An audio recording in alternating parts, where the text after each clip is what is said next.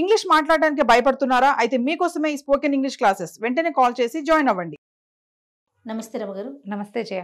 రమగారు, దేవుళ్ళ గురించి స్టోరీలు చెప్పేటప్పుడు జనరల్గా భక్తుల గురించి, దేవుళ్ళ గురించి కాదు భక్తుల గురించి బాగా తపస్సు చేస్తారు. ఏదో ఒక దేవుడు బ్రహ్మనో విష్ణువో మహేశ్వరుడో ప్రసన్నం అవటం, మీకు ఏం వరాలు కావాలి కోరుకోండి అంటాం. వీళ్ళకి ఇష్టం వచ్చిన వరాలు కోరుకోవటం. ఆ వరం వచ్చిన వెంటనే విరవేగటం కదండి. మళ్ళీ వీళ్ళని అంతం చేయటానికి ఇంకొక అవతారంలో రావటం. నాకు అనిపిస్తుంది అసలు వరం ఎందుకు ఇవ్వాలి? దానికంటూ ఒక రూల్స్ అండ్ రెగ్యులేషన్స్ పెట్టుకోవచ్చు కదా రమ్మగారు. వరాలకు రూల్స్ అండ్ రెగ్యులేషన్స్ ఏముంటాయి? డ్రాస్టిక్గా ఓకే నీ ఇష్టం, నిన్ను ఎవ్వరు చంపలేరు, నిన్ను అసలు ఎవ్వరు అంతం చేయలేరు, నీ శక్తి అయిపోదు, అలా వరాలు ఇచ్చేసరికి ఆ వరం తీసుకుని మళ్ళీ దేవతల మీదే తిరగబడుతున్నారు కదా రాక్షసులంతా. అలాగే ఉంటాయి. అంటే వరగర్వం అని చెప్తారు దాన్ని. ఇప్పుడు మనం ఆ కథ చెప్పుకోవట్లేదు. ఓకే, శాపాలకు సంబంధించి చెప్తారు. శాపాలకు సంగతి చెప్తాం. ఇప్పుడు వరం అయితే ఏదో తపస్సు చేస్తే వరాలు వస్తాయి. అవును అవును, అంతకాలం అదే అడగబోతున్నా. వరాల వరకు అయితే ఏదైనా తపస్సు చేస్తేనో లేకపోతే దానికి ఏదో కొంచెం విమోచన ఉంటుంది. అదే శాపం ఇచ్చేస్తారు మళ్ళీ. చిన్న చిన్న విషయాలకి హట్ అయిపోయి కోపం వచ్చేసి టపీమని నీళ్లు చల్లేసి శాపం పెట్టేయటం. ఆ శాపాలు పెద్ద పెద్ద వాళ్ళు ఇవ్వగలరు, చిన్న వాళ్ళు ఇవ్వగలరు. గురువులు ఇచ్చేస్తారు, గురువులు తెప్పించేస్తారు. తపశక్తి ఉన్న వాళ్ళు ఎవరైనా సరే. తపశక్తి రమ్మగారు, మంత్రశక్త రెండును. తపశక్తి ఉన్న వాళ్ళు ఇస్తారు, మంత్రశక్తి ఉన్న వాళ్ళు ఇస్తారు. మనం చేసే చిన్న చిన్న పొరపాట్లు కూడా మనకి శాపాలుగా పరిణమిస్తాయి జయ. మనం ఒక్కోసారి దాన్ని గ్రహించుకోలేకపోతాం. అంటే ఎట్లా అంటారు? అంటే ఇప్పుడు ఎవరైనా బాగులేదనుకో, ఎవరైనా ఏదో మనుషుల మొహాలు ఎవరి మొహాలు వాళ్ళవి కదా, ఆ బాగుండలేదని వెటకారంగా మాట్లాడతారు చూడు, చివరికి వాళ్ళకి అలాంటిదే సంప్రాప్తిస్తుంది. ప్రత్యక్షంగా నీకు ఇలా అయిపోతుందని అవతల వాళ్ళు అన్నా అనకపోయినా ఏదో ఒక రూపంలో మనం అది ఫేస్ అనుభవించాల్సి వస్తాం, అది అనుభవించాల్సి వస్తాం. అలాంటి ఓ కథ చెప్తా తప్పకుండా. జనరల్గా మనం ఇవి చూస్తూనే ఉంటాం. చిన్నప్పుడు మాట వినకుండా అదిరిపాటుగా ఉన్నవాళ్ళు పిల్లలు పెద్దయ్యాక వాళ్ళ పిల్లలు అలాంటి పిల్లలు సంప్రాప్తిస్తారు. అవును, ఇది వింటాం కదా, బాగా వింటాం. తెగ కాల్చు తినేది సేమ్ అలాంటి పిల్లలే పుట్టారు ఇప్పుడు అనేసి. అత్తగారిని సతాయించిన కోడలు దానికి కాల్చుకు తినే కోడళ్ళు వస్తాయి. మనం అలాంటివి చూస్తాం కదా. మనకి మన ఎదురుకుండానే కొన్ని జరుగుతూ ఉంటాయి. అవునవునవును. ఏదో ఒక కథ అలా గుర్తుంది నాకు. ఎంతసేపు తన ఫ్రెండ్ ఒకడు ఎర్లీగా పుట్టేశాడని ఎక్కిరిచ్చేవాడు వాడు ఒక ఆయన. నువ్వు నెల తక్కువ వాడివి నువ్వు చెప్పేవాడివేనా అని. తీరా ఆయన భార్యకి 7వ నెలలో కవలలు పుట్టారట, ఇద్దరు పిల్లలు. Tit for tat. అలా అవుతుంది ప్రకృతి, మన వెనకాల ఉంటుంది, మన అట్లా చేసేస్తుంది అది. అవునవును.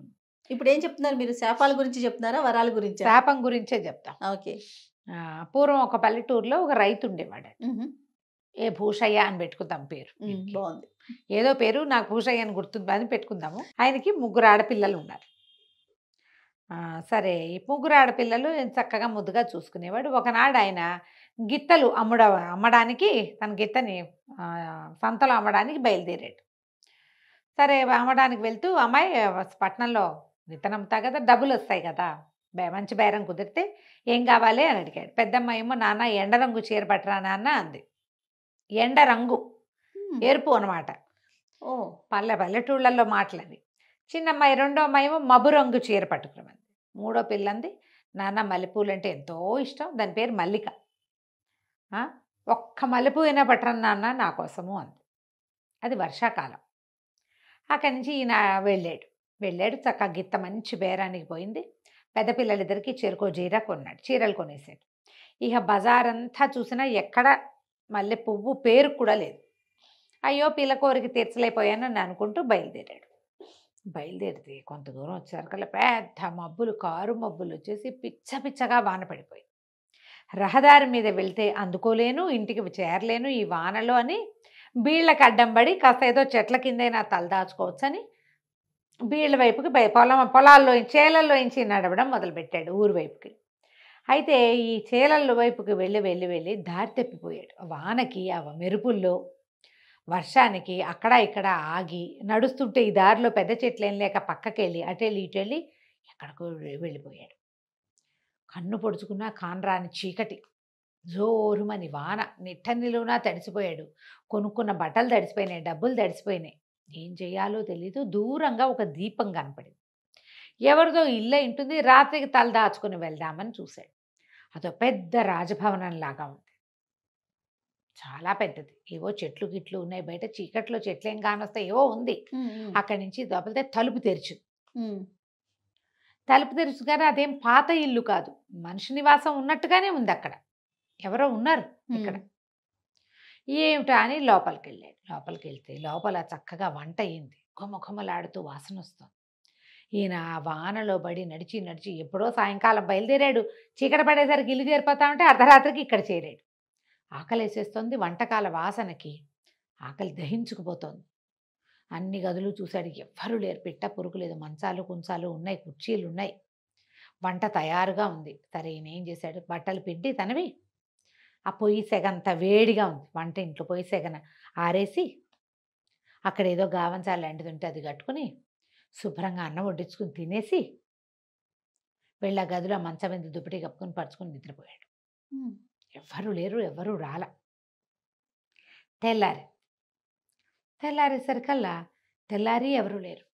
ఈయన బట్టలు ఆరిపోయినాయి, పిల్లల కోసం తెచ్చిన కొత్త బట్టలు తడిసినాయి, అవి కూడా పక్కన పెట్టాడు, కొంచెం ఆరిపోయినాయి, అవి ఇవి సవరించుకున్నాడు. సరే మరి బయటకు వచ్చాడు. వెళ్ళిపోవటానికి బయటకు వెళ్తే ఈ రాజభవనంలా ఉన్న ఇంటి పక్కన పెద్ద మల్లెపోతుంది, దాని నిండా పువ్వులే. ఎంత సంతోషించాడు. పిల్ల అడిగిన పువ్వులు చక్కగా ఇక్కడ కనపడుతున్నాయి, రాత్రి ఆగిపోయాం, కోద్దామని ఒక మల్లె పువ్వు తుంచాడు. తుంచేసరికి ఒక జర జర అని ఏదో చప్పుడేది, జర ఏదో నేల మీద గీరుతున్న శబ్దం. ఇతను అటు ఇటు చూసేసరికల్లా ఒక పెద్ద రాకాసి బల్లి లాంటి ఒక ఆకారం బయటకు వచ్చింది. ఎర్రటి కళ్ళు, గట్టిగా అడిగింది, ఏయ్ నా మల్లెపువ్వు ఎందుకు కోసావు నువ్వు? అడిగేసరికల్లా మనుష్య భాషలో అడిగింది. తను నిర్ఘాంతపోయి, అయ్యా క్షమించండి, క్షమించిన ఆయన, నువ్వెవరో నాకు తెలీదు, రాత్రి వానకి దారి తప్పిపోయి ఇక్కడికి వచ్చాను, మరి నాకు ఆడపిల్లలు, నా పిల్ల అమ్మాయి అడిగిందని మల్లెపువ్వు అమ్మాయి కోసం కోసాను, నీకు ఎంతమంది కూతుళ్ళు ఉన్నారా? కూతురు ఉంది, ఆ పిల్ల కోసమే ఈ పువ్వు కోసానండి అంటే, సరే 3 పిల్లల్లో ఎంతమంది పిల్లలు అంటే 3 ఆడపిల్లలు, ఒక పిల్లని తెచ్చి నాకు అప్పచెప్పు, నా పువ్వు కోసినందుకు ఫలితం, పనిష్మెంట్ అది. ఓ పిల్లని తెచ్చి నాకు అప్పచెప్పు, 3 రోజుల్లాగా నువ్వు ఇక్కడికి పిల్లని తీసుకురావాలని చెప్పేసరికల్లా ఆయన మరి ఏం చేస్తాడు, అదేదో శాపంలాగా ఉంది, ఏదేమో జంతువు మాట్లాడటమేమో మనిషి భాష మాట్లాడుతుంది, పైగా నా ఇంట్లో ఉండి నా అన్నం తిని నా మంచం మీద పడుకుని నా పువ్వు కోసేవు, దీని ఫలితం నువ్వు అనుభవించద్దు. సరే ఈయన బిక్కమొహం వేసుకుని వెళ్ళిపోయాడు ఇంటికి.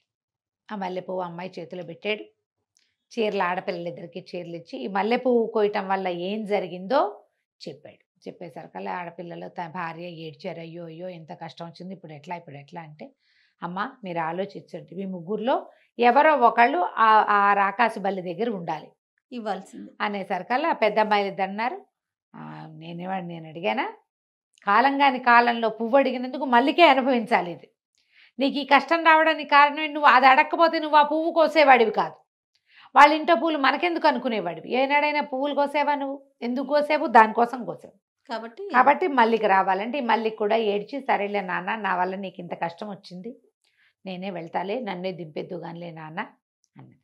3 రోజుల తర్వాత మరి ఆ ఇంటికి వెళ్ళారు ఇద్దరు, ఆ రాజభవనానికి. అంతకుముందు ఎప్పుడూ అతను చూడలేదు. వెళ్తే రాజభవనం అంతా తలుపులు తెరిచునే చక్కగా వంట చేస్తుంది. 3 రోజులు ఉన్నా సరే ఎవ్వరూ రాల. వంట చేసుకుని సామాన్లు అవి ఉన్నాయి, వీళ్ళే వంట వండుకుని తిన్నారు. ఇల్లంతా చూసింది, ఇల్లు పెద్ద ఇల్లు, హాయిగా కులాసాగా ఉండొచ్చు.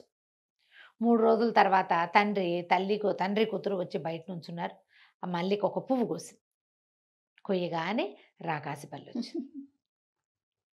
వచ్చేసరికల్లా నీ పేరేమిటి అని ముద్దుగా అడిగింది మల్లికని.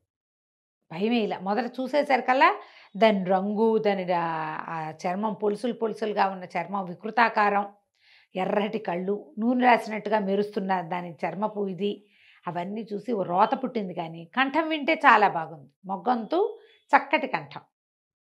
నీకేం భయం లేదు, నువ్వు ఇక్కడ ఉంటే నేను నిన్నేమీ అన్ను, నీ దారి నువ్వు హాయిగా ఉండొచ్చు, ఇక్కడే ఉండు అని ఆ మల్లికకి చెప్పింది. తండ్రి ఏడుస్తూ పిల్లని అక్కడ దిగబడిచి వెళ్ళిపోయాడు.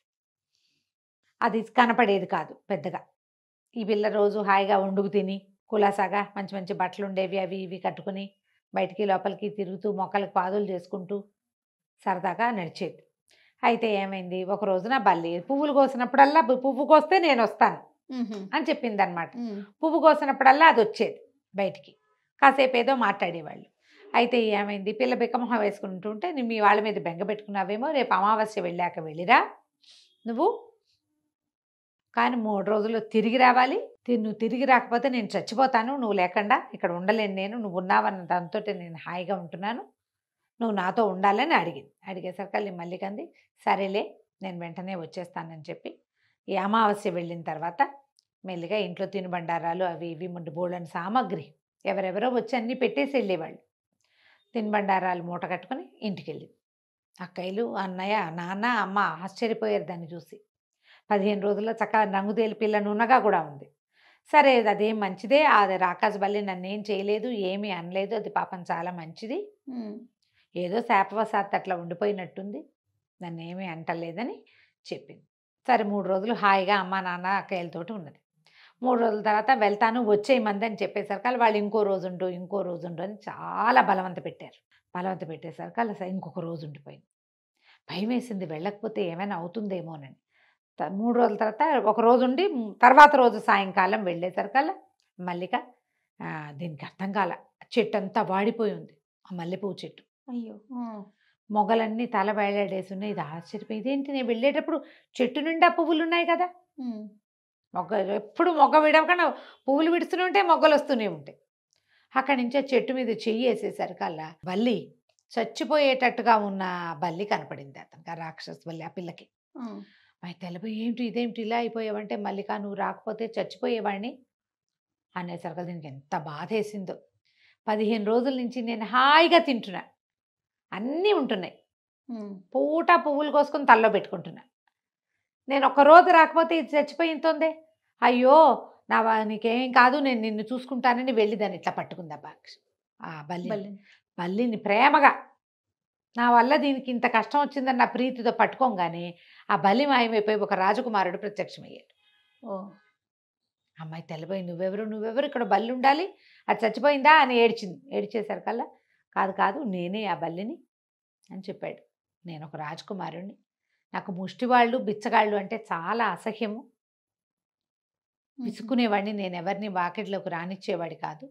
అయితే ఒకనాడు ఒక బిచ్చగాడిని నేను చాలా కసురుకున్నాను, ఆ బిచ్చగాడు నన్ను శపించాడు, నీకు అందరూ నీలాంటి మనుషులే, నువ్వు రాకుమారుడు కాబట్టి నీకు ఇవన్నీ దొరికినాయి, నేను బిచ్చగాడిని కాబట్టి నేను ఇలా ఉన్నాను, ముట్టుకోవడానికి అసహ్యం వేసే జంతు రూపం వస్తుంది నీకు, అయ్యో అని శపించాడు.